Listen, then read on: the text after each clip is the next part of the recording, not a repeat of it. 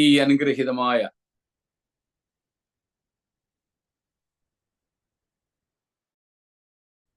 വേളയ്ക്കായി ഞാൻ ദൈവത്തെ സ്തുതിക്കുകയും മഹത്വപ്പെടുത്തുകയും ചെയ്യുന്നു. നമുക്കൊരുമിച്ച്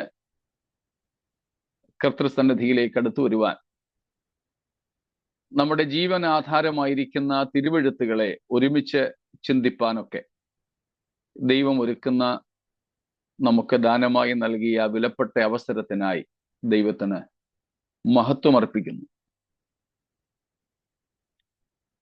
നമ്മുടെ പാപങ്ങൾക്ക് തൻ്റെ രക്തം കൊണ്ട് പരിഹാരം വരുത്തിയ ശ്രീ യേശുനാഥന്റെ നാമത്തിൽ ഉള്ള സ്നേഹ വന്ദനങ്ങളെ എല്ലാവർക്കും ആദരവോടെ അറിയിക്കട്ടെ. ഇന്നലെയും ഇന്നും എന്നേക്കും അനന്യനായ ദൈവം നമ്മെ നാൾതോറും നമ്മുടെ ഭാരങ്ങൾ ചുമന്ന് നടത്തുന്നതോർത്ത് സ്തോത്രം. ആ കർത്താവിന്റെ കരങ്ങളിൽ പിന്നെയും നമുക്ക് നമ്മെ തന്നെ സമർപ്പിക്കാം. നമ്മുടെ ജീവിതത്തിന്റെ വഴിയുടെ കുറവ് തീർക്കുവാൻ തികവുള്ള വഴികൾ ഉള്ളവനായ കർത്താവ് മതിയായവനാണല്ലോ. ദൈവത്തിന് സ്തോത്രം.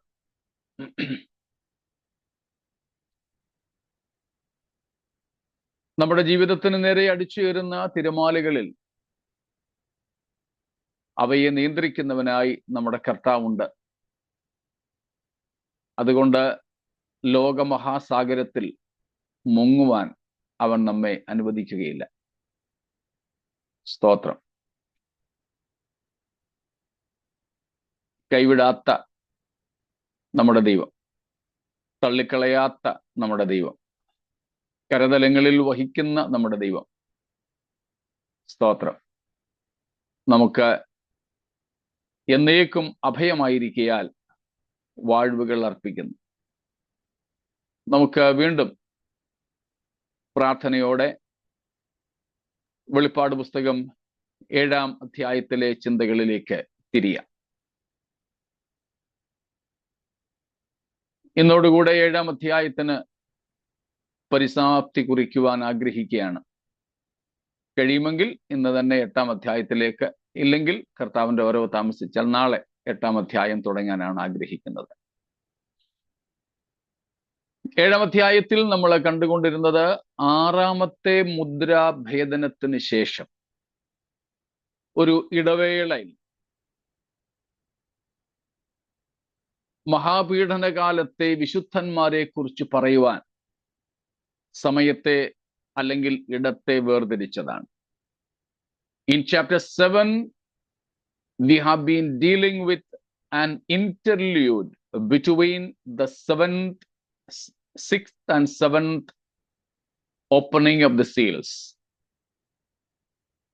It is not actually after the 6th seal that happened, the things recorded in chapter 7, but only after the 6th seal John found time to tell us about those things that would happen during the second half of the tribulation.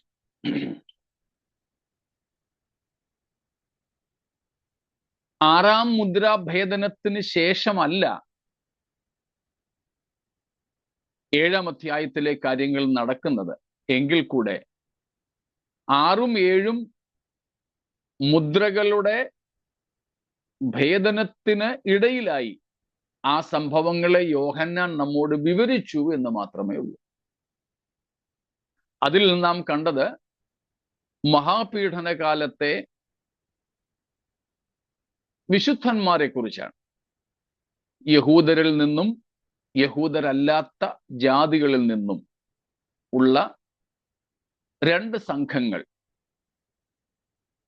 മഹാപീഡനം കൊല്ലാതെ വിട്ട, ഉപദ്രവങ്ങൾ സഹിച്ച, മഹാപീഡനകാലത്തെ ജീവിച്ചിരുന്ന് തരണം ചെയ്ത വിശുദ്ധന്മാരും, മഹാപീഡനകാലത്ത് അവരുടെ ജീവൻ കൊടുത്ത വിശ്വാസം കാത്ത വിശുദ്ധന്മാരും. ഇങ്ങനെ 2 കൂട്ടരെയാണ് നമ്മൾ കണ്ടത്.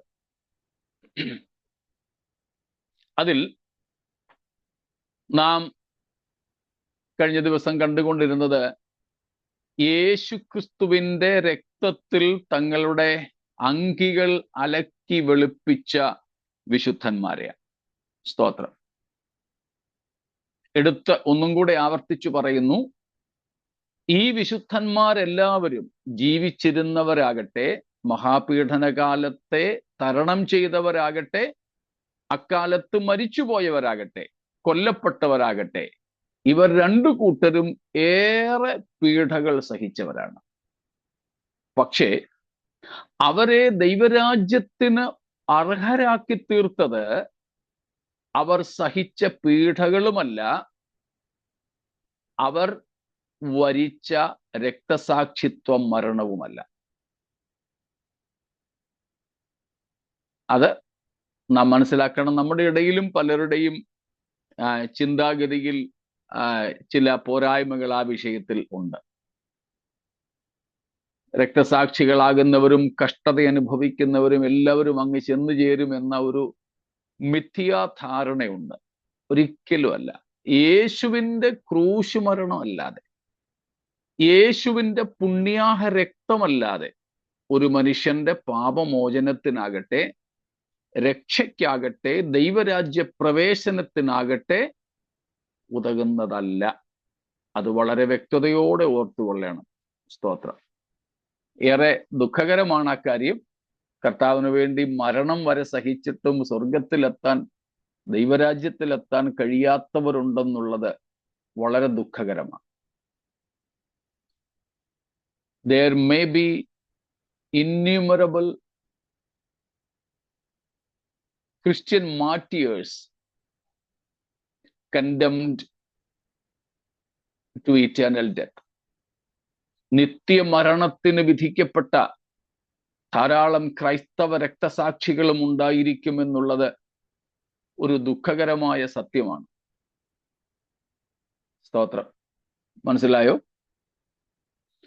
യേശുവിന്റെ നാമത്തിൽ അത്ഭുതങ്ങൾ അനുഭവിച്ചവരും അത്ഭുതങ്ങൾ ചെയ്തവരും യേശുവിന്റെ നാമത്തിനായി കഷ്ടതയേറ്റവരും മരിച്ചവരുമായ ധാരാളം പേർ, എല്ലാവരുമല്ലേ, ധാരാളം പേർ നരകത്തിൽ ശിക്ഷാവിധി അനുഭവിക്കും എന്നത് നാം മറന്നുകൂടാത്ത ഒരു യാഥാർത്ഥ്യമാണ്. മനസ്സിലാവുന്നുണ്ടായിരിക്കുമല്ലോ. സ്തോത്രം. Many people who experienced miraculous touch of God, many ministers who performed or who did miracles in the name of Jesus, many people who suffered for the Lord and even suffered martyrdom, not all but many, will suffer eternal condemnation in the hellfire. It may seem to be a paradox, but a bitter truth. ഇതൊരു വൈരുദ്ധ്യാത്മകമായി നമുക്ക് തോന്നാം, വിരോധാഭാസമായി നമുക്ക് തോന്നാം. പക്ഷേ ഇതൊരു സത്യമാണ്. ഒരു അപ്രിയ സത്യം എന്ന് വേണമെങ്കിൽ പറയാം. സ്തോത്രം. ഇവിടെ ആ കാര്യം ഓർക്കുക. അതുകൊണ്ടാണ് ഇവിടെ പറയുന്നത്, അവർ മഹാകഷ്ടത്തിൽ നിന്ന് വന്നവരാണ്. അപ്പോൾ തന്നെ അതിനേക്കാൾ ഉപരി കുഞ്ഞാടിന്റെ രക്തത്തിൽ തങ്ങളുടെ അങ്കി അലക്കി വെളുപ്പിച്ചവരാണ്. കുഞ്ഞാടിന്റെ രക്തം. കുഞ്ഞാടിന്റെ രക്തത്തെക്കുറിച്ച് നമ്മൾ ഇന്നലെ കണ്ടു. അത് കേവലം യേശുവിന്റെ 3 കാര്യങ്ങൾ നമ്മൾ ഇന്നലെ കണ്ടു ആ വിഷയത്തിൽ. രക്തം, മരണം, ജീവൻ. രക്തം അത് ജീവന്റെ പ്രതിരൂപമാണ്. സ്തോത്രം. ആ ജീവനാധാരമായ പ്രാണനായിരിക്കുന്ന രക്തത്തെ എന്ത് ചെയ്തു? യേശുക്രിസ്തു നമുക്കായിട്ട് തന്നു. ഓർക്കുക. സ്തോത്രം. ജീവൻ ആരുടെ വകയാ? ജീവൻ കൊടുക്കുന്നതും എടുക്കുന്നതും. കൊടുക്കാനും എടുക്കാനും അധികാരമുള്ളത് ആർക്കു മാത്രം? ദൈവത്തിന് മാത്രം. ദൈവത്തിന് മാത്രം. അതുകൊണ്ടാണ് ആത്മഹത്യയും പാപം, കൊലപാതകവും പാപം. Both suicide and murder are sinful because no man can give or take life. Only God is the author of life. ദൈവം മാത്രമാണ് ജീവന്റെ അധികാരി. മരണത്തിന്റെയും അധികാരി ദൈവം തന്നെ. സ്തോത്രം. മരണാധികാരിയായ പിശാച എന്നൊരു പ്രയോഗം എബ്രായ ലേഖനം 2:14-15 ഉണ്ട്. അത് സാത്താൻ കൊല്ലുന്നു അല്ലെങ്കിൽ അതിനുള്ള അധികാരം അവനുണ്ടെന്ന അർത്ഥത്തിലല്ല. പകരം പാപം നിമിത്തം മരണം മനുഷ്യനിൽ വ്യാപരിച്ചു എന്നതിന്റെ അർത്ഥത്തിലാണ്. ആ പാപത്തിന്, മരണകാരണമായ പാപത്തിന് യേശു തന്റെ മരണം കൊണ്ട് പരിഹാരം വരുത്തി. അങ്ങനെയാണ് മരണാധികാരിയായ പിശാചിനെ തന്റെ മരണത്താൽ നീക്കി എന്ന് നാം വായിക്കുന്നത്. അപ്പോൾ ജീവൻ ദൈവത്തിന്റെ വകയാണ്. അത് ദൈവത്തിനാണ് അർപ്പിക്കുന്നത്. ആ അർത്ഥത്തിലും യേശുവിന്റെ രക്തം ആരുടെ പക്കൽ സമർപ്പിക്കപ്പെടുന്നു? ആർക്ക് സമർപ്പിക്കപ്പെടുന്നു? ദൈവത്തിന്. സ്തോത്രം. ദൈവത്തിന്. അതാണ് അവിടെ നാം കാണുന്നത്. ആ യേശുവിന്റെ രക്തം കൊണ്ട് നടക്കുന്ന ഒത്തിരി കാര്യങ്ങളുണ്ട്. 2-3 പറഞ്ഞങ്ങ് വിടുന്നു. സ്തോത്രം. യേശു ക്രിസ്തുവിന്റെ രക്തം. ഒന്നാമത് നാം കാണുന്നു 1 യോഹന്നാൻ 1:7 വാക്യത്തിൽ. നമുക്ക് പരിചയമുള്ള വാക്യമാണെങ്കിലും ഒന്ന് വായിച്ചോളൂ. 1 John 1:7. അവന്റെ പുത്രനായ യേശുവിന്റെ രക്തം സകല പാപവും പോക്കി നമ്മെ ശുദ്ധീകരിക്കുന്നു. സ്തോത്രം. ക്ലെൻസിങ്, ശുദ്ധീകരണം, പാപത്തിൽ നിന്നുള്ള ശുദ്ധീകരണം യേശുവിന്റെ രക്തത്താൽ ഉണ്ട്. സ്തോത്രം. രക്തത്താൽ ഉണ്ട്. റോമർ 3:25, 3:25 romance.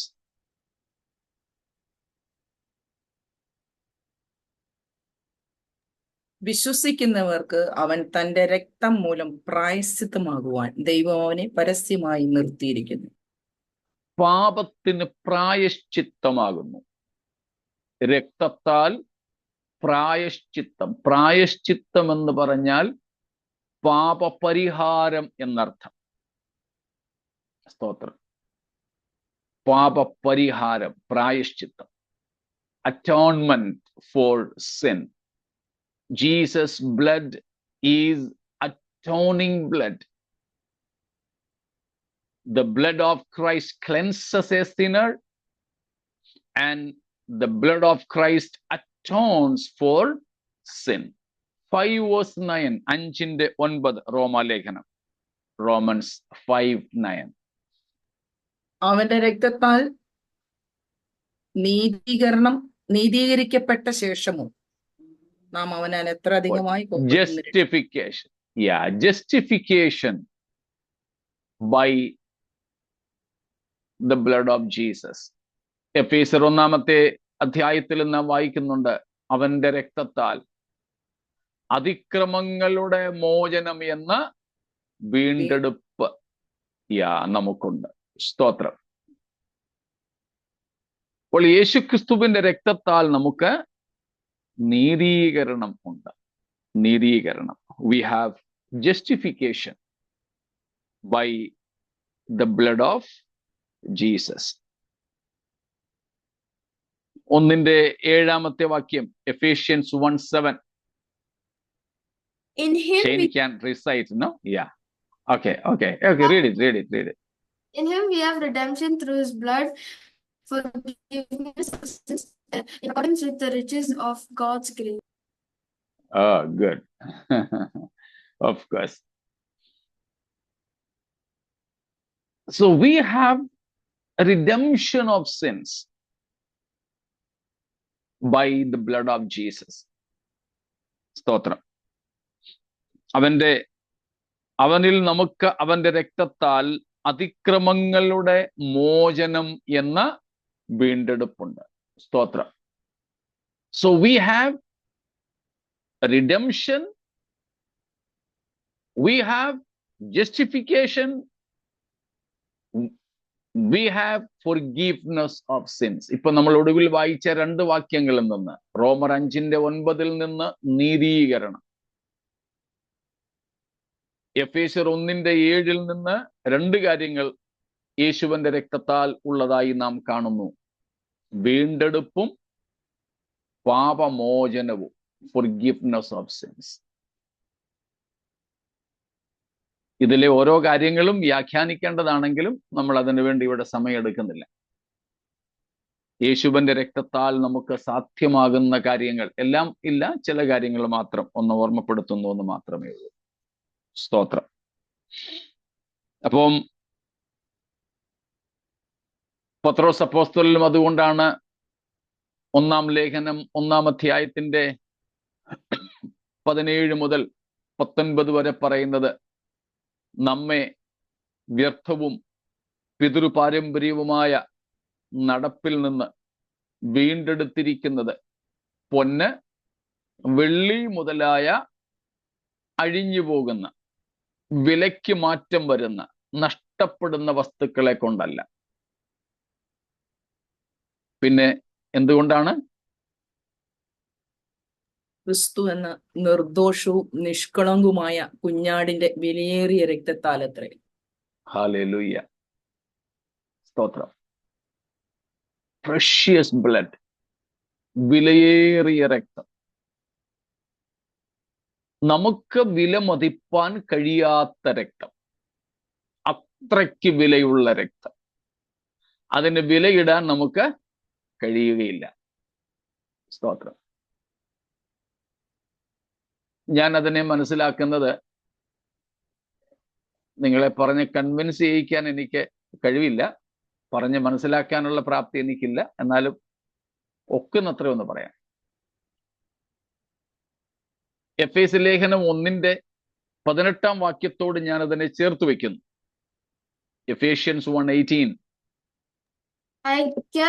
I keep asking that the God of our Lord Jesus Christ, the glorious Father, may give you the spirit of wisdom and and revelation, so that you may know Him better. Yeah, The next one. The riches of And? the riches of His glorious inheritance in the saints, and His incomparable great power for us who believe. This power is like the working of His mighty strength. Okay, good. അതിന്റെ 18ന്റെ 2-ാം ഭാഗം, I pray that your eyes of your hearts be enlightened, that you may know the hope of his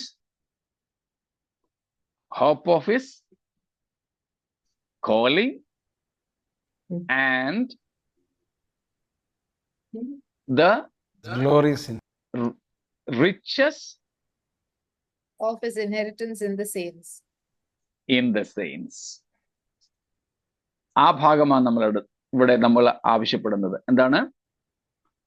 നിങ്ങളുടെ ഹൃദയദൃഷ്ടി പ്രകാശിപ്പിച്ചാൽ 3 കാര്യങ്ങൾ അറിയും. അതിൽ 2-ാമത്തെ കാര്യം, വിശുദ്ധന്മാരിൽ അവന്റെ അവകാശത്തിന്റെ മഹിമാധനം ഇന്നതെന്ന് നിങ്ങൾ അറിയണം. You should know the riches of the glory of inheritance, the riches of glory of inheritance in the saints. In the saints, God has an inheritance. വിശുദ്ധന്മാരിൽ ദൈവത്തിനൊരു നിക്ഷേപമുണ്ട്. വിശുദ്ധന്മാരിൽ ദൈവത്തിനൊരു അവകാശമുണ്ട്. അതിന്റെ മഹിമാധനം, റിച്ചസ് ഓഫ് ഗ്ലോറി, സ്തോത്രം. God has made an investment. ദൈവം വിശുദ്ധന്മാരിൽ ഒരു നിക്ഷേപം നടത്തിയിരിക്കുന്നു. നമ്മുടെ വില നാം മനസ്സിലാക്കണം. നമുക്ക് എന്തോ വിലയുണ്ട്? പണ്ടൊക്കെ ഞങ്ങൾ ഓപ്പൺ എയർ മീറ്റിങ്ങിന് പ്രസംഗിക്കുമ്പം പറയായിരുന്നു, ഈ നിരീശ്വരവാദികൾ പറയുന്നത് മനുഷ്യന്റെ വില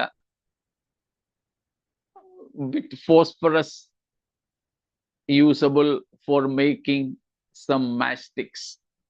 നമ്മുടെ ശരീരത്തിലുള്ള കുറച്ച് ഫോസ്ഫറസ് എടുത്ത് മാറ്റിയാൽ കുറച്ച് തീപ്പെട്ടിക്കള്ളി ഉണ്ടാക്കാനുള്ളത് കിട്ടും. കുറച്ച് ഫാറ്റ് എടുത്താൽ കുറച്ച് ഇച്ചിരി സോപ്പ് ഉണ്ടാക്കാനുള്ളത് കിട്ടും. ഈ തുണി അരയ്ക്കുന്ന സോപ്പൊക്കെ ഉണ്ടാക്കാൻ. ഇന്ന് പിന്നെ കുറച്ച് ഈ കിഡ്നിക്കും ലങ്സിനും ഒക്കെ കുറച്ച് വിലയുള്ളത് കൊണ്ട് കുറെ കൂടെ ഒക്കെ വേണമെങ്കിൽ മനുഷ്യന് വിലയിടാം. ഒരു കിഡ്നിയുടെ വില ഇത്രയാണ്, ഇനി 2 കിഡ്നി കൂടെ കൊടുക്കാന്നെങ്കിൽ ഇത്ര വില കിട്ടും. പിന്നെ ഈവൻ സ്കിന്നിന്, നമ്മുടെ ത്വക്കിനും ഒക്കെ ഇന്നിപ്പം വിലയുണ്ട്.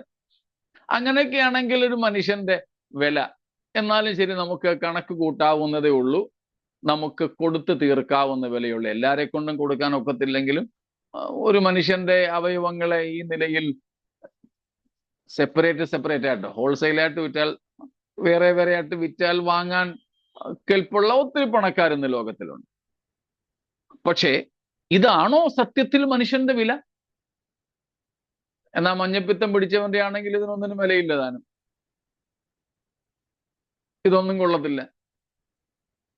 ഡയബറ്റീസ് ഉള്ളവന്റെയും ഇത് പലതും കൊള്ളത്തില്ല. അപ്പൊ പിന്നെ പോയി. അപ്പൊ ഇതാണോ സത്യത്തിൽ മനുഷ്യന്റെ വില? അല്ല. അപ്പൊ മനുഷ്യന് വില കൂടണമെങ്കിൽ അരോഗദൃഢഗാത്രരായി പ്രായമൊക്കെ കുറഞ്ഞ നല്ല യൗവനത്തിലൊക്കെ നിൽക്കുന്നവരുടെ ഈ അവയവങ്ങൾക്കൊക്കെ വിലയുണ്ട്. അല്ലാത്തവരുടെ അതിനൊന്നും വിലയില്ല, ആർക്കും വേണ്ട. പക്ഷേ ദൈവം എത്ര രോഗിയോ വാർദ്ധക്യത്തിലെത്തിയവരോ ജരാനരകൾ ബാധിച്ചവരോ ഒക്കെ ആണെങ്കിലും ഒരു വിശുദ്ധനാണെങ്കിൽ അവന്റെ വിലയിടുന്നത് എന്തിന്റെ അടിസ്ഥാനത്തിലാ? അവനു വേണ്ടി മുടക്കിയ മുതലിന്റെ അടിസ്ഥാനത്തിലാ. സ്തോത്രം. ഒരു മൊബൈൽ ഫോണിന് അല്ലെങ്കിൽ ഏതൊരു സാധനത്തിനും നമ്മൾ ഇടുന്ന വില നമ്മൾ ഇതിന് എന്തു വില കൊടുത്തു എന്നതിന്റെ അടിസ്ഥാനത്തിലാണ്. ഞാൻ ഇതിന് 1000 രൂപയെ കൊടുത്തുള്ളെങ്കിൽ എനിക്കിത് 1000 രൂപയുടെ വിലയുള്ളതേ ഉള്ളൂ. എന്നാൽ ഒരുപക്ഷെ 1000 രൂപ മാത്രം വിലയുള്ള ഈ സാധനത്തിന് ഞാൻ 10,000 രൂപ കൊടുത്താൽ എനിക്ക് ഇത് 10,000ത്തിന്റെ മുതലാണ്. ഈ 1000 വിലയുള്ളെങ്കിലും ഞാൻ ഇതിന് 1,00,000 രൂപ കൊടുത്താണ് വാങ്ങിച്ചതെങ്കിൽ എനിക്ക് ഇതിന്റെ വില 1,00,000 രൂപയാണ്. നമ്മുടെ അടിസ്ഥാന വില പോട്ടെ എന്തുവാകട്ടെ, പക്ഷേ നമ്മുടെ മുടക്കുമുതലും കൂടെ നോക്കിയാൽ അതിന്റെ വിലയാണ് നാം നോക്കേണ്ടത്.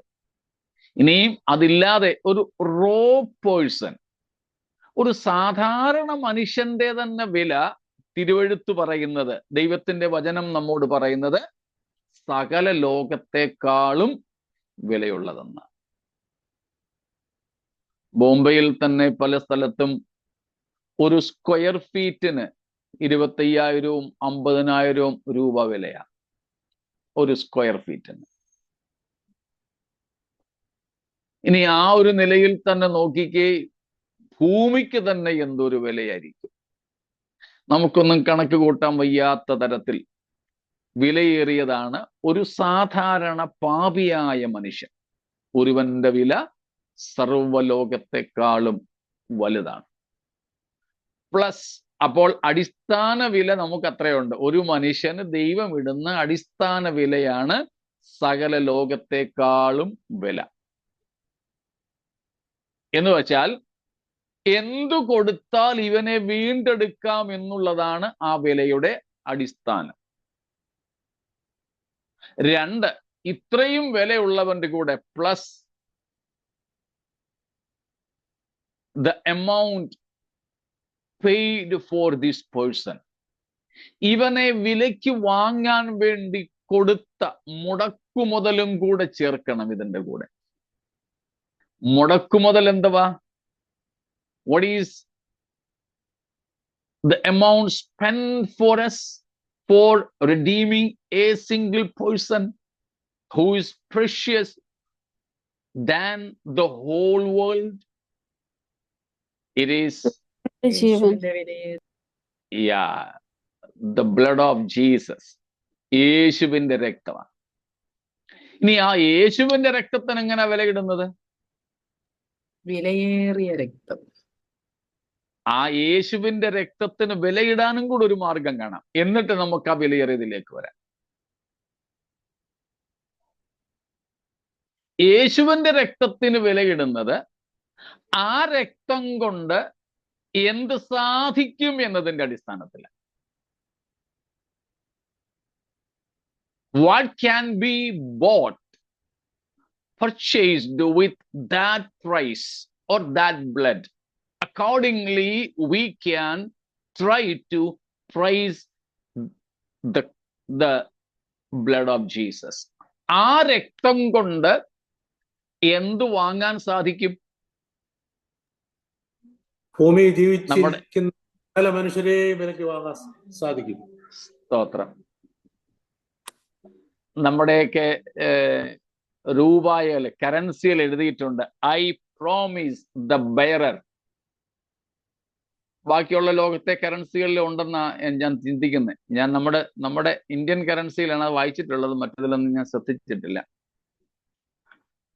I promise the bearer. എന്താ? ഈ രൂപ വഹിക്കുന്ന ഒരാളിന് ഇത്ര രൂപയുടെ മൂല്യം ഞാൻ വാഗ്ദത്തം ചെയ്യുന്നു എന്നതിൽ എഴുതിയിട്ടുണ്ട്. അത്രയും രൂപ കൊണ്ട് സാധിക്കുന്നത് എന്തും വാങ്ങാൻ ആ കറൻസി നോട്ട് കൊണ്ട് സാധിക്കും. 500ന്റെ ആണെങ്കിൽ 500. ഇതുപോലെ what can be boat with the blood of Christ? അതെ,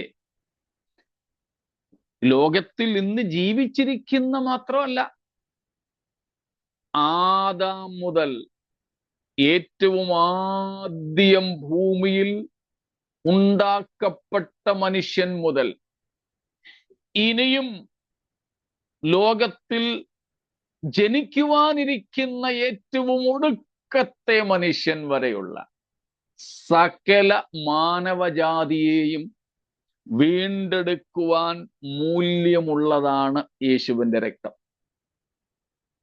അതിൽ ഒരാളിന്റെ വിലയാ നമ്മൾ മുമ്പേ കണ്ടത്, സകല ലോകത്തെക്കാളും വില. സ്തോത്രം. മനസ്സിലായോ? ഇന്ന് തന്നെ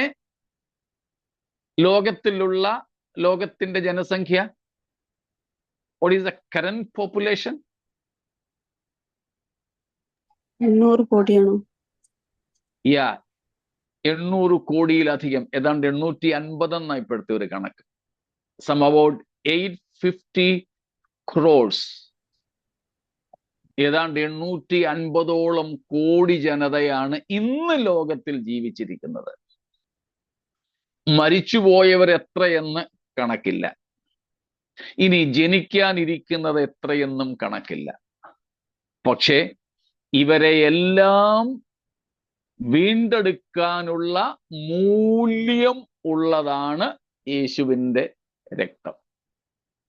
ഇനിയും ആ രക്തത്തിന് വിലയിടാൻ നമുക്ക് പറ്റുമോ? ഇല്ല. അതുകൊണ്ടാണ് നമുക്ക് വിലയിടാൻ കഴിയാത്തത്ര വിലയേറിയ രക്തമെന്ന് പറയുന്നത്. ആ രക്തം കൊണ്ടാണ് ദൈവം എന്നെയും നിങ്ങളെയും വിലയ്ക്ക് വാങ്ങിയിരിക്കുന്നത്. സ്തോത്രം. അപ്പോൾ ദൈവത്തിന്റെ ദൃഷ്ടിയിൽ നമുക്കുള്ള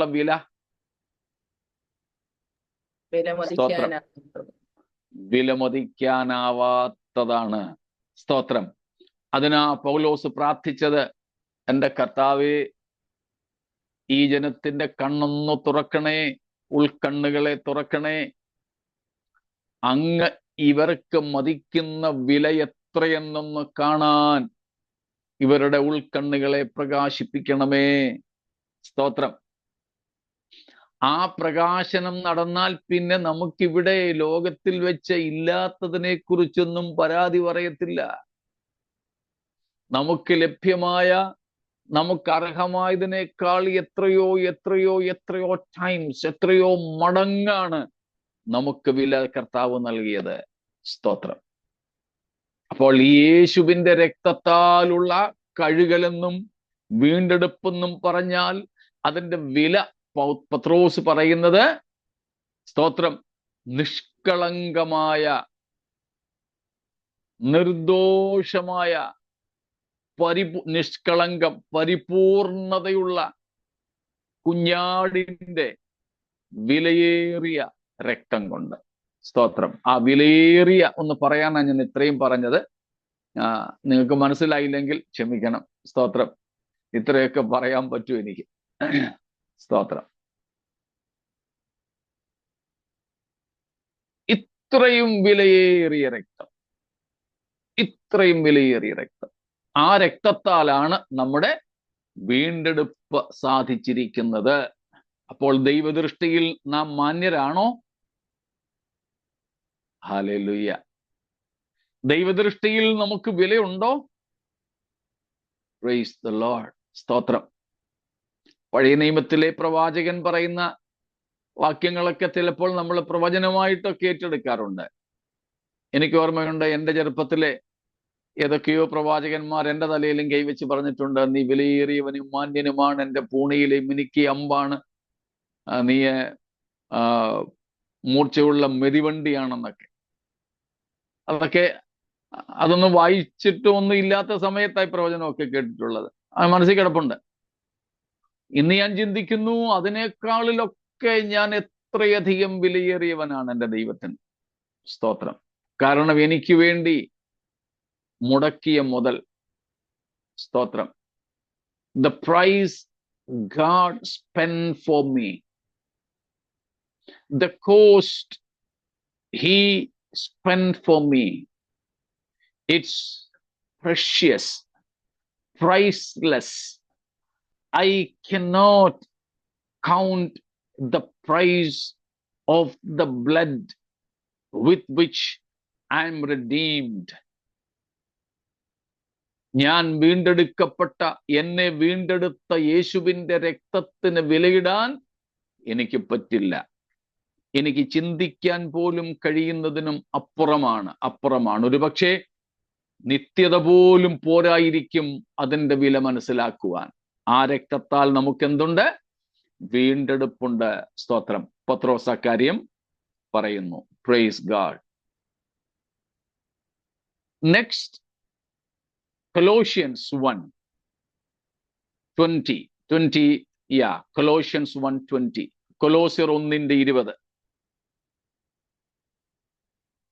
അവനിൽ സർവ്വസമ്പൂർണതയും വസിക്കുവാനും അവൻ ക്രൂശിൽ ചൊരിഞ്ഞ രക്തം കൊണ്ട് അവൻ മുഖാന്തരം സമാധാനമുണ്ടാക്കി, ഭൂമിയിലുള്ളതോ സ്വർഗത്തിലുള്ളതോ സകലത്തെയും അവനെ കൊണ്ടു തന്നോട് നിരപ്പിക്കുവാനും പിതാവിന് പ്രസാദം തോന്നി. സ്തോത്രം. We have peace with God through the blood of Christ shed on the cross. ക്രൂശിൽ ചൊരിഞ്ഞ രക്തം കൊണ്ട്, സ്തോത്രം, എന്തുണ്ട്? നമുക്ക് സമാധാനമുണ്ട്. ഇവിടുത്തെ ഈ സമാധാനം മനസമാധാനമല്ല, ബന്ധത്തിലെ സമാധാനം. അതിന്റെ മറുപേരാണ് അവിടെ പറഞ്ഞിരിക്കുന്നത്, നിരപ്പ്. Reconciliation. The blood of Jesus reconciles sinner with God. The blood of Christ also reconciles Gentiles with the Jews. ജാതികളെ ഇസ്രായേലിനോടും പാപികളായ മനുഷ്യരെ നീതിമാനായ ദൈവത്തോടും നിരപ്പിക്കുന്ന യേശുവിന്റെ രക്തം. ആ രക്തത്താലാണ് ഈ കൂട്ടർ കഴുകൽ പ്രാപിച്ചിരിക്കുന്നത്, തങ്ങളുടെ അങ്കിയെ അലക്കി വെളുപ്പിച്ചിരിക്കുന്നത്. സ്തോത്രം. Praise God. ഒരു കാര്യം കൂടെ പറഞ്ഞ ഭാഗം വിടാം. ഹീബ്രൂസ് 9:14, എബ്രായർ 9:14.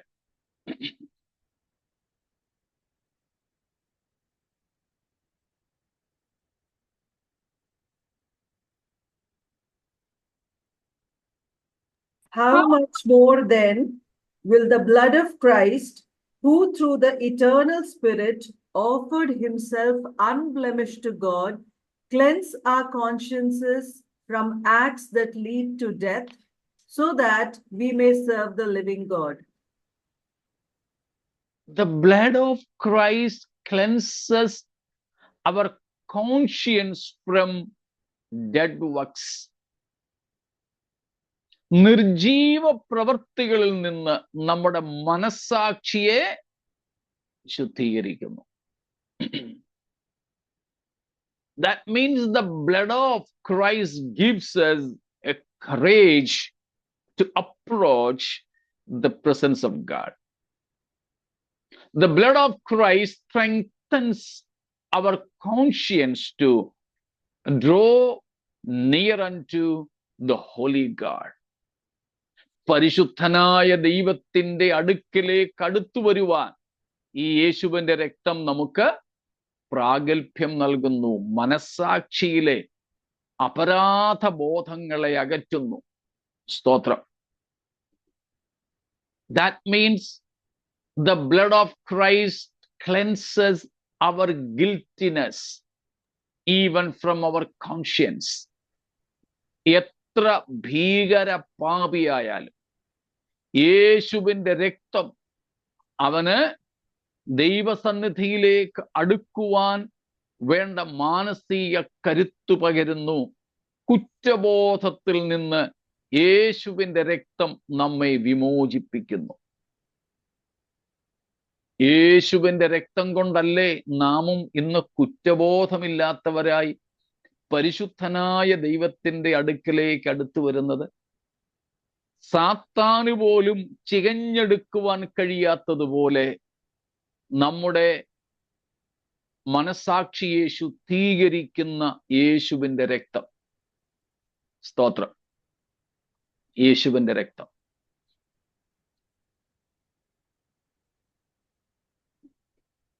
ഞാൻ നിങ്ങളോട് മുമ്പ് പറഞ്ഞിട്ടുണ്ട്, ഞങ്ങളുടെ സഭാ സംഘടനയുടെ ഇന്റർനാഷണൽ ലീഡേഴ്സ്, രാജ്യാന്തര നേതാക്കന്മാരിൽ ചിലര് ഞങ്ങളോട് മിക്കപ്പോഴും കാണുമ്പോഴൊക്കെ പറയാറുണ്ടായിരുന്നു, അമേരിക്കയിൽ ഏതാണ്ട് എല്ലാ മാസവും ആവറേജ് ശരാശരി 1500ഓളം പാസ്റ്റർമാര് സുവിശേഷ വേല വിട്ടു പോകുന്നുവെന്ന്. ഈ അടുത്ത ദിവസങ്ങളിൽ തന്നെ വളരെ പ്രശസ്തന്മാരായ ചില പാസ്റ്റേഴ്സ് ശുശ്രൂഷയിൽ നിന്നും പിന്മാറി. വിശ്വാസത്തിൽ നിന്ന് പോയിട്ടില്ല, ശുശ്രൂഷയിൽ നിന്ന് പിന്മാറി. വളരെ പ്രശസ്തരായ ചിലർ ഉൾപ്പെടുന്നുണ്ട് ഈ അടുത്ത ദിവസങ്ങളിൽ. ഇവിടത്തേക്ക് ഒരു ചർച്ച കൂടെയാണ് അപ്പോൾ. അതിൽ ഒരു പ്രശസ്തനായ ആൾ പറഞ്ഞത്, വളരെ വർഷങ്ങൾക്ക് മുൻപ് അദ്ദേഹം ചെയ്ത ഏതോ ഒരു പാപം അതിൻ്റെ കുറ്റബോധം തന്നെ അലട്ടുന്നുവെന്ന്, അതുകൊണ്ട് ഇനിയും എനിക്ക് ശുശ്രൂഷിക്കാൻ വയ്യ എന്നും പറഞ്ഞ് താൻ ശുശ്രൂഷാവേദി വിട്ടു. ഒരു വിശ്വാസിയായിട്ട് തുടരുന്നത്രേ. എനിക്കതിനോട് വിയോജിപ്പാണ്. വർഷങ്ങൾക്ക് മുൻപ് താൻ ചെയ്ത പാപം താൻ മാനസാന്തരപ്പെടുകയും കർത്താവിനോട് ഏറ്റുപറയുകയും ചെയ്തുവെങ്കിൽ ആ പാപത്തിന്റെ കുറ്റബോധം ഇനിയും തന്നെ വേട്ടയാടേണ്ടതല്ല. As per the Bible, the past sins and guiltiness of those past sins should not haunt a person, especially if he or she has repented of that sin, confessed to the Lord, and made rectification. So അങ്ങനെയാകുമ്പോൾ ഒരു എത്ര കഠിനമായ പാപവും ചെയ്ത വ്യക്തി ആ പാപത്തിന് ദൈവവചന പ്രകാരം മാനസാന്തരം കർത്താവിനോട് ചെയ്തെങ്കിൽ ആ പാപത്തിന്റെ കുറ്റം ഒരുവനെ വേട്ടയാടേണ്ടതല്ല. സ്തോത്രം. യേശുവിന്റെ രക്തത്താൽ നമുക്ക് ലഭിക്കുന്ന ക്രൈസ്തവ രക്ഷയിലെ ഒരു പ്രധാന ഭാഗം കൂടെയാണിത്. എന്താണ്? Remission of guilt, deliverance from the ഗിൽറ്റിനെസ്, കുറ്റബോധത്തിൽ നിന്നുള്ള വിമോചനം. 32-ാം സങ്കീർത്തനത്തിലും ദാവീദ് അക്കാര്യം പറയുന്നുണ്ട്. അപ്പോൾ നീ എൻ്റെ പാപത്തിന്റെ കുറ്റം ക്ഷമിച്ചു തന്നു. സ്തോത്രം. ചെയ്ത പാപം ഒതുക്കിക്കൂട്ടി രഹസ്യമായി വെച്ചിരിക്കുകയാണെങ്കിൽ പരിഹാരം കണ്ടോണം. അല്ല, വന്നുപോയ പാപത്തിന് കർത്താവിനോട് ഏറ്റുപറയുകയും മനുഷ്യനോട് നിരക്കേണ്ടതാണെങ്കിൽ അതിന് പരിഹാരം കാണുകയും ചെയ്താൽ then and there കർത്താവ് നമ്മെ ശുദ്ധീകരിക്കുന്നു. കുറ്റബോധത്തിൽ നമുക്ക് ജീവിക്കേണ്ടതില്ല, കുറ്റബോധത്തിൽ നമുക്ക് കഴിയേണ്ടതില്ല. അപ്പോൾ യേശുവിന്റെ രക്തത്താലുള്ള ആ വിമോചനമാണ് ഈ ഭാഗങ്ങളിൽ കാണുന്നത്. ആ രക്തത്തിലാണ് തങ്ങളുടെ അങ്കി, തങ്ങളുടെ ജീവിതത്തെ അവർ അലക്കി വെളുപ്പിച്ചിരിക്കുന്നത്. സ്തോത്രം. അവർ മാത്രമല്ല, നമ്മുടെയും ജീവിതം എന്ന അങ്കിയുടെ ശുദ്ധീകരണം ഇതേ രക്തത്താൽ തന്നെയാണ് സംഭവിച്ചത്. സ്തോത്രം. അതുകൊണ്ടാണ് ഞാൻ ഇടയ്ക്കിടയ്ക്ക് പറയുന്നത്, we are blood washed and blood bought saints. രക്തത്താൽ വിലയ്ക്ക് വാങ്ങപ്പെട്ടവരും രക്തത്താൽ കഴുകൽപ്പെട്ടവരുമാണ് നാം. സ്തോത്രം. അതുകൊണ്ട് ഒരു പിശാചിനും നമുക്കെതിരായിട്ട് നിന്ന് വിരൽ ചൂണ്ടുവാൻ അനുവാദമില്ല. ഒരു സാത്താന്യ ശക്തിക്കും നമുക്കെതിരെ ചെയ്തുപോയ പാപം നിമിത്തം വാട കോരാൻ അനുവാദമില്ല. യേശുവിന്റെ രക്തത്താൽ നാം കഴുകൽപ്പെടുന്നവരാണ്. സ്തോത്രം. ഈ കൂട്ടർ വെളിപ്പാട് 7 കാണുന്ന വിശേഷിച്ച ജാതികളിൽ നിന്നും രക്ഷിക്കപ്പെടുന്ന ഈ സമൂഹം ഈ കാലത്ത് സുവിശേഷം കേട്ടിട്ട് മാനസാന്തരപ്പെടാത്തവരാ. ആ കുറ്റബോധത്തിൽ പോലും കഴിയുവാൻ ദൈവം അവരെ വിടാതെ യേശുവിന്റെ രക്തം കൊണ്ട് അവരെ ശുദ്ധീകരിക്കുന്നു. ആ പുണ്യാഹ രക്തത്തിനായി സ്തോത്രം. യേശു ക്രൂശിൽ ചൊരിഞ്ഞ രക്തത്തിനായിട്ട് സ്തോത്രം.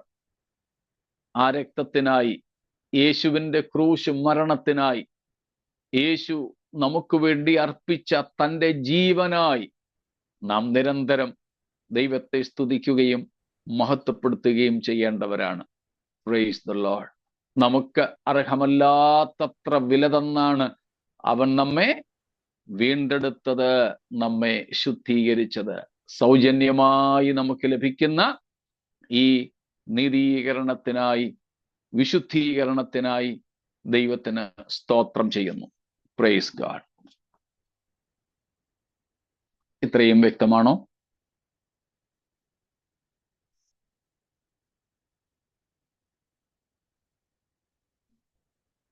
സ്തോത്രം. Okay, thank you.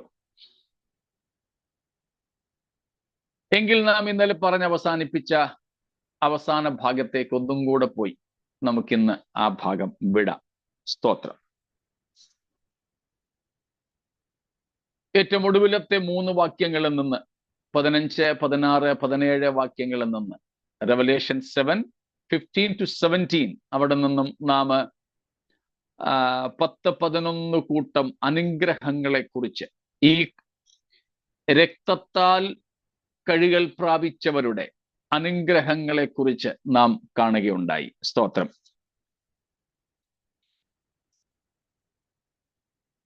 അതിൽ വളരെ പ്രധാനപ്പെട്ട ഒരു സംഗതി എന്താണ്?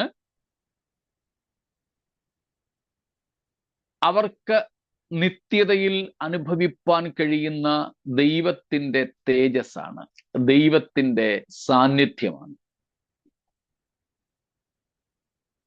സ്തോത്രം. The consequence, the utmost, the worst consequence of sin was casting out from the glorious presence of God.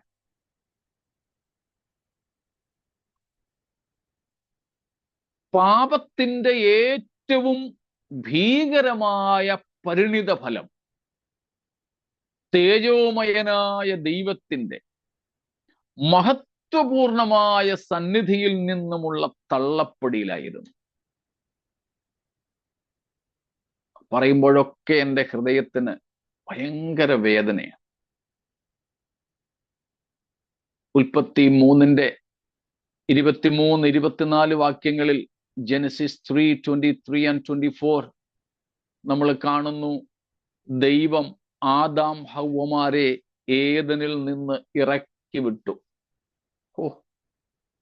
ആ വാക്കുകളുടെ വെയിറ്റ്, അതിൻ്റെ ഘനം എനിക്ക് പറഞ്ഞറിയിക്കാൻ കഴിയാത്തതുപോലെയുള്ളതാണ്. സ്വന്തം സ്രഷ്ടാവ്, സ്വന്തം അപ്പൻ എത്രയും സ്നേഹിച്ച സ്നേഹിതനായ ദൈവം, എന്നും കൂട്ടായ്മ ആചരിക്കാൻ ഇറങ്ങി വരുമായിരുന്നവൻ, തോട്ടത്തിൽ നടക്കുമായിരുന്ന ദൈവം,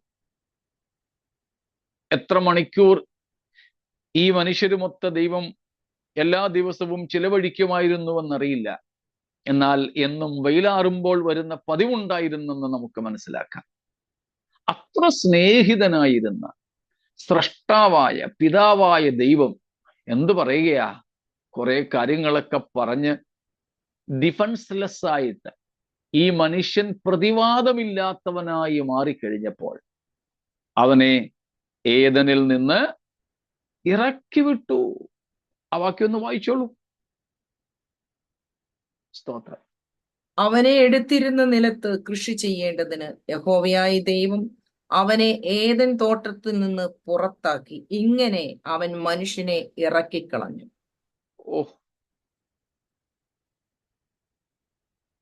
അമ്പ് കൊണ്ടു കയറുന്ന പോലെ തോന്നുന്ന ഹൃദയത്തിൽ. സ്തോത്രം.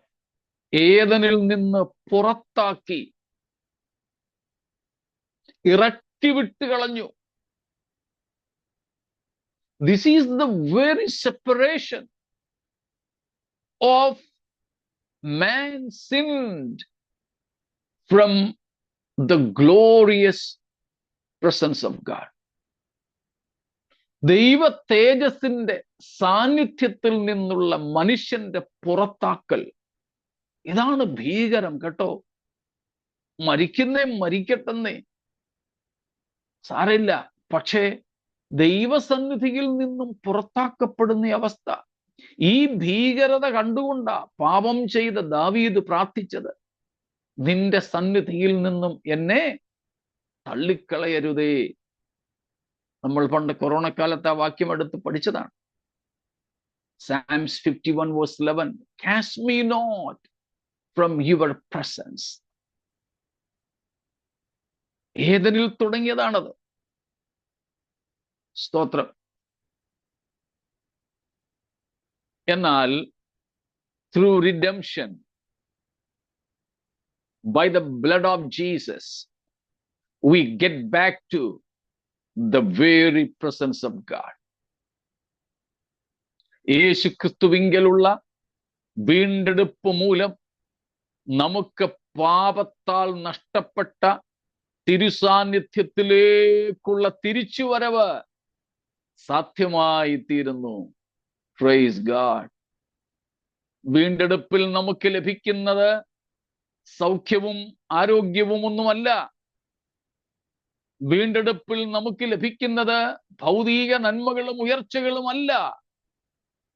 നമുക്ക് വീണ്ടെടുപ്പിലൂടെ ലഭിക്കുന്നത് ആദമിന് പാപം നിമിത്തം നഷ്ടപ്പെട്ട തിരുസാന്നിധ്യത്തിലേക്കുള്ള തിരിച്ചുവരവാണ്.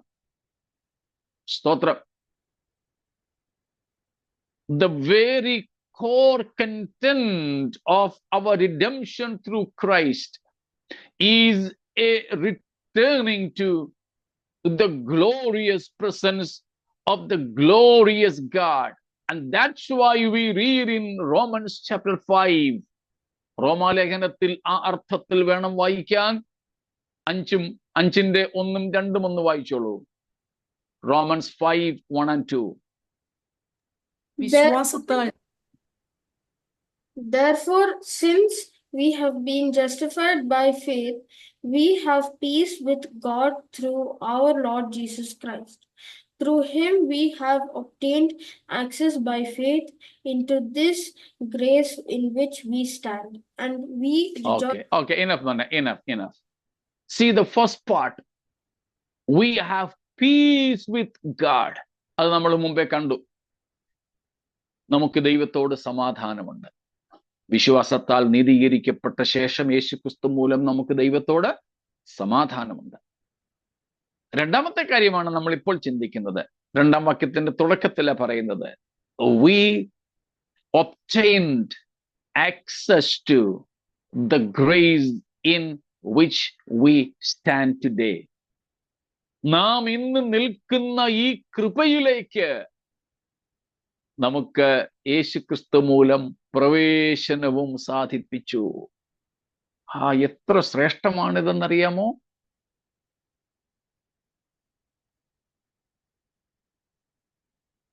The blood of Jesus granted us access to God's presence, His grace.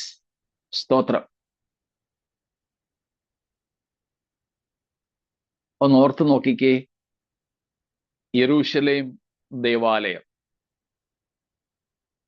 യെരൂശലേം ദേവാലയത്തിന്റെ ഏറ്റവും പുറകിൽ, ഏറ്റവും ഇങ്ങേയറ്റത്ത്, the court of Gentiles, ജാതികളുടെ പ്രാകാരം. Every non-Jew can approach only up to that fence. അവിടെ ഒരു ചെറിയ വേലി പോലെയുണ്ട്. അവിടം വരെ മാത്രമേ ഒരു യഹൂദനല്ലാത്തവന് വരാൻ പറ്റൂ. അവൻ എത്ര വലിയവനായാലും, ഏത് മഹാരാജാവായാലും. മുമ്പോട്ട് പോയാൽ the court of women, യഹൂദ സ്ത്രീകൾക്ക് വരെ വരാൻ പറ്റുന്ന ഒരു കോട്ട്. അതിനപ്പുറത്തും ഒരു ചെറിയ ഫെൻസ്, ഒരു കൊച്ച് വേലിക്കെട്ട് പോലെ, മതിൽക്കെട്ട് പോലെ. അതിനപ്പുറത്തേക്ക് മഹാപുരോഹിതന്റെ ഭാര്യയ്ക്ക് പോലും കയറാൻ പറ്റത്തില്ല. മഹാപുരോഹിതന്റെ ഭാര്യയ്ക്ക് പോലും കയറാൻ പറ്റത്തില്ല. മോശയുടെ ഭാര്യയ്ക്കും അഹരോന്റെ ഭാര്യയ്ക്കും പോലും അങ്ങോട്ട് പ്രവേശനം ഇല്ല. മക്കൾക്ക് തീരെ ഇല്ല. സ്ത്രീകൾ, എന്റെ കൂടെ നിങ്ങൾ യാത്ര ചെയ്യുന്നുണ്ടല്ലോ, സ്തോത്രം.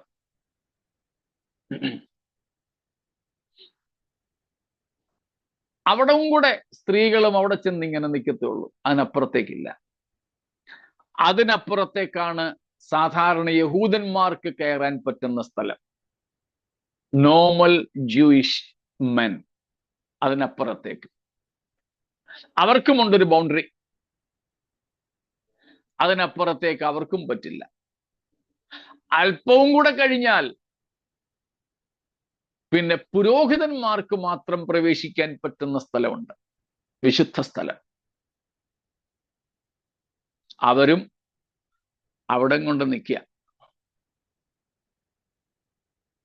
മഹാപുരോഹിതനായാലും അങ്ങോട്ട് കയറാനൊക്കാതെ വളരെ കട്ടിയുള്ള ഒരു തിരശീല, ഒരു കട്ടനുണ്ട്. പിന്നെ മഹാപുരോഹിതന് വർഷത്തിലൊരിക്കൽ രക്തവുമായിട്ട് ആ തിരശീലയ്ക്കകത്തേക്ക് കയറാം. ആ മഹാപുരോഹിതന്മാരല്ലാതെ അകത്തിരിക്കുന്ന സാധനങ്ങൾ എന്തൊക്കെയാണെന്ന് കണ്ടിട്ടില്ല, കാണാനൊക്കത്തില്ല. ആ കർട്ടന്റെ അകത്തുകൂടെ പോലും വെളിച്ചം വല്ലതും വരുന്നുണ്ടോ എന്ന് നോക്കിയാൽ അവിടെ ചത്തു വീഴും. അതുകൊണ്ട് നോക്കത്തേ ഇല്ല. ഞാൻ ശുശ്രൂഷിച്ച ഒരു സഭയിൽ ഒരു സഹോദരൻ ഉണ്ടായിരുന്നു, തിരുവത്താഴം എടുക്കത്തില്ല.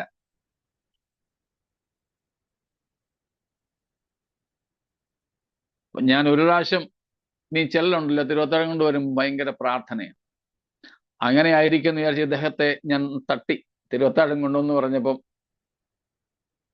അദ്ദേഹം പറഞ്ഞു, കണ്ണുപോലും തുറന്നില്ലെന്നേ. കണ്ണു അടച്ചു പിടിച്ചോണ്ട് തലയാട്ടി കൈകൊണ്ട് മുമ്പോട്ട് പൊക്കോളം പറഞ്ഞു.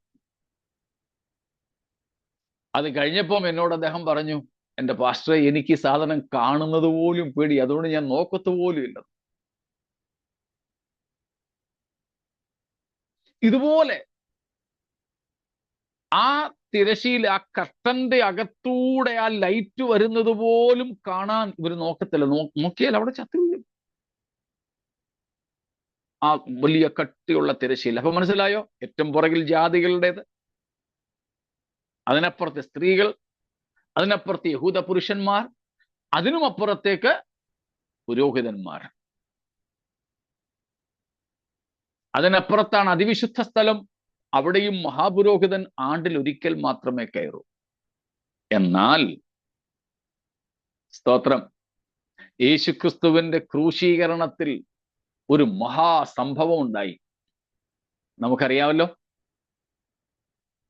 സ്തോത്രം. ഹല്ലേലൂയ, സ്തോത്രം.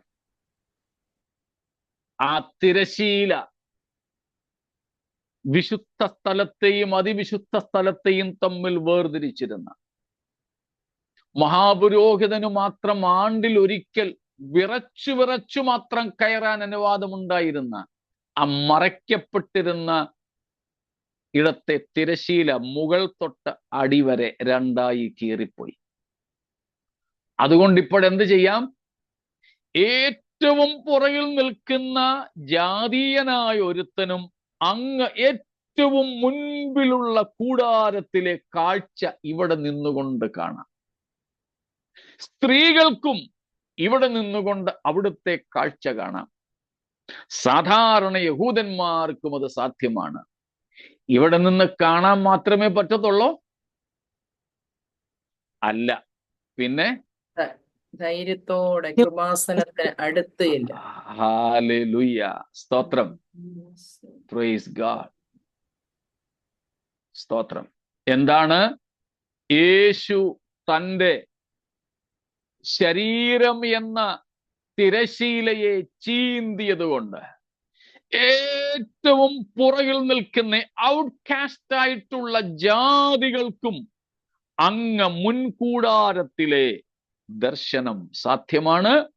മാത്രമല്ല, എബ്രായ ലേഖന കർത്താവ് 10-ാം അധ്യായം 19 മുതൽ പറയുന്നത് ഒരു രാജകീയ ഹൈവേ, എ റോയൽ ഹൈവേ, ഒരു പുതുവഴി തുറന്നിരിക്കുന്നു. എടുത്തെങ്കിൽ വായിച്ചു. സ്തോത്രം. അതുകൊണ്ട് സഹോദരന്മാരെ, യേശു തന്റെ ദേഹമെന്ന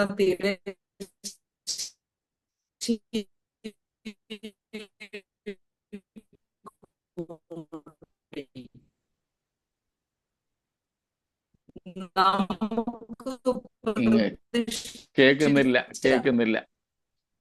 ജീവനുള്ള പുതുവഴിയായി വേറൊരാള് വായിച്ചോ. തന്റെ രക്തത്താൽ വിശുദ്ധ മന്ദിരത്തിലേക്കുള്ള പ്രവേശനത്തിന് ധൈര്യവും ദൈവാലയത്തിന്മേൽ ഒരു മഹാപുരോഹിതനും നമുക്ക് പോയി.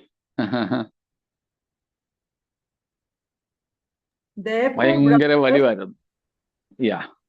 since we have confidence to enter the most holy place by the blood of Jesus, by a new and living way opened for us through the curtain, that is his body.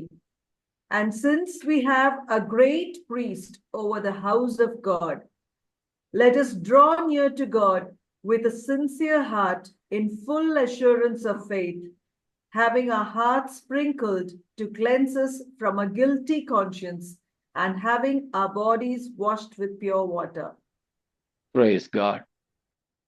See, a new living way has been opened wide that leads to the very throne of grace by the tearing of the curtain, which is the body of Christ.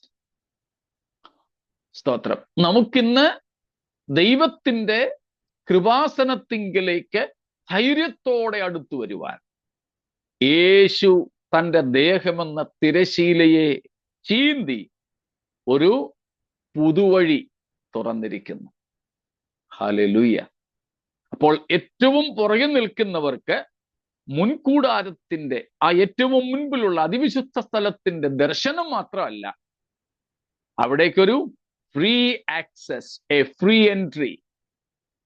അതിനെയാണ് റോമർ 5:2 നമ്മൾ കാണിച്ചത്. ഇന്ന് നാം നിൽക്കുന്ന കൃപയിലേക്ക് പ്രവേശനവും സാധിപ്പിച്ചു.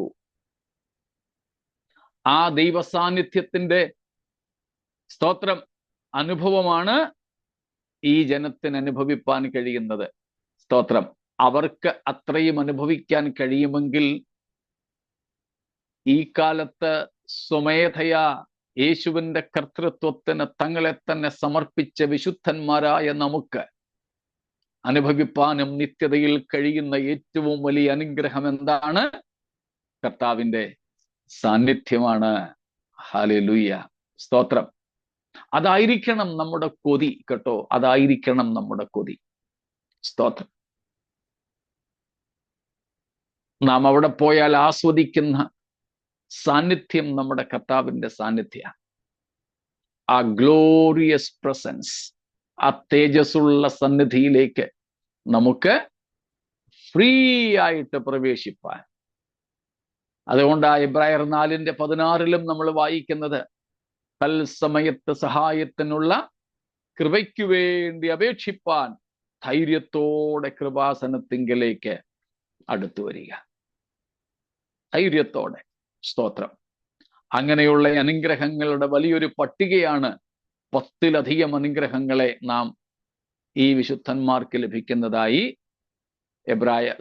വെളിപ്പാട് പുസ്തകം 7:15, 16, 17 വാക്യങ്ങളിൽ കാണുന്നത്. സ്തോത്രം. അവിടെ നിന്നും പിന്നെ നമുക്ക് പോകേണ്ടി വരത്തില്ല. സ്തോത്രം. ഗൾഫിലും അമേരിക്കയിലും ഒക്കെ ഉള്ള നമ്മുടെ മക്കളുടെ അടുക്കൽ അല്ലെ നമ്മുടെ ബന്ധുക്കളുടെ അടുക്കലൊക്കെ ചിലപ്പോൾ ഒരു വിസിറ്റിംഗ് വിസയ്ക്ക് പോകത്തില്ലേ? അങ്ങേയറ്റം പോയാൽ 6 മാസം. പിന്നെ ചിലയിടത്തൊക്കെ ആണെങ്കിൽ ഇപ്പോൾ ഓസ്ട്രേലിയക്ക് പോലെയുള്ളിടത്ത് 1 വർഷം വരെ ഉള്ളത് കിട്ടുമെന്നാണ് ഞാൻ കേട്ടിട്ടുള്ളത്. അത് കഴിയുമ്പം തിരിച്ചു പോരണം. ഇതുപോലെ 6 മാസത്തെ വീസയ്ക്കും 1 വർഷത്തെ വീസയ്ക്കും ഒന്നും അല്ല കർത്താവ് നമ്മളെ അങ്ങോട്ട് കൊണ്ടുപോകുന്നത്. സ്തോത്രം. Praise God. അവിടുത്തെ സ്ഥിരവാസത്തിന് വേണ്ടി കർത്താവിനോട് കൂടെ പിന്നൊരിക്കലും നമുക്ക് പിരിയേണ്ടി വരികയില്ല. ആ നിത്യവാസത്തിനായിട്ടാ പോകുന്നത്. അതായിരിക്കട്ടെ നമ്മുടെ ഭാവന, നമ്മുടെ സ്വപ്നം, നമ്മുടെ പ്രാർത്ഥന, നമ്മുടെ കൊതി, നമ്മുടെ സ്തോത്രം ആനന്ദം. അതിനു വേണ്ടിയുള്ള സന്തോഷത്തോടെ ആനന്ദത്തോടെ നമുക്ക് ആ നിത്യതയ്ക്ക് വേണ്ടി ഒരുങ്ങുവാൻ കർത്താവ് നമ്മെ സഹായിക്കട്ടെ എന്ന് ഞാൻ ആഗ്രഹിക്കുന്നു. അതിനായി നമുക്ക് പൂർണ്ണമായും നമ്മെ വിധേയപ്പെടുത്താം. സ്തോത്രം. കർത്താവ് നമ്മെ ഈ വചനങ്ങളാൽ അനുഗ്രഹിക്കുമാറാകട്ടെ. സ്തോത്രം.